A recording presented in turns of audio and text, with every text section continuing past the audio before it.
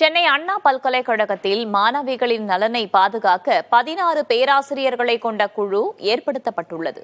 இதற்கிடையே மாணவி பாலியல் வன்கொடுமை சம்பவம் குறித்து விசாரிக்க தேசிய மகளிர் ஆணைய குழுவும் சென்னைக்கு வருகிறது.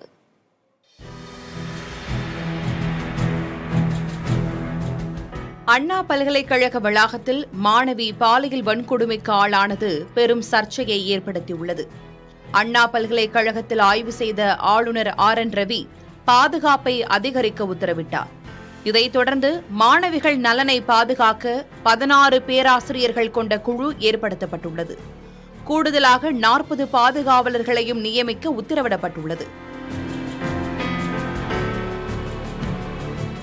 பல்கலைக்கழகத்தில் CCTV கேமராக்களை கண்டறிந்து சரி செய்யவும் பல்கலைக்கழக நிர்வாகம் உத்தரவிட்டுள்ளது.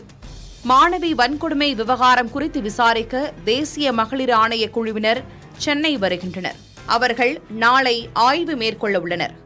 மாணவி வன்கொடுமை வழக்கு குறித்த ஆவணங்கள் உயர்நீதிமன்றத்தால் அமைக்கப்பட்டுள்ள சிறப்பு புலனாய்வு குழுவிடம் காவல்துறை ஒப்படைத்துள்ளது.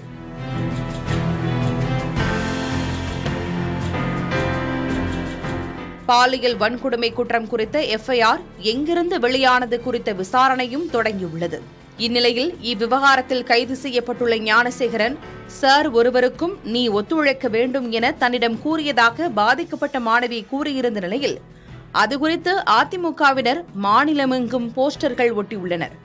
ஞானசேகரன் கூறிய அந்த சார் யார் என அந்த போஸ்டரில் வினவப்பட்டுள்ளது. நமது மகள்களை பாதுகாப்போம் என்ற வாசகமும் அதில் இடம்பெற்றுள்ளது.